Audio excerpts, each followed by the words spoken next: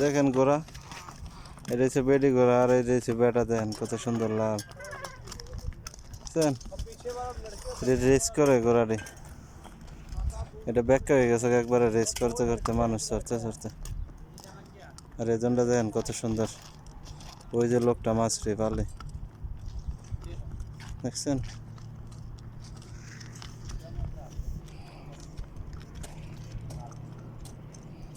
দেখেন ধরতে যাইতেছে, কীভাবে ধরে দেখেন,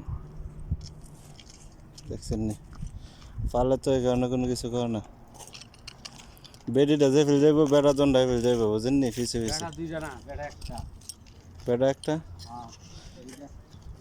বেডিটা অনেক বড় আর বেড়াটি অনেক ছোট ছোট। এই যে দেখেন ঘাস খাইতে দিতেছে, যেমনি এমনি জাফর না, কিন্তু বেড়াটি একটু শয়তানি করে বেশি।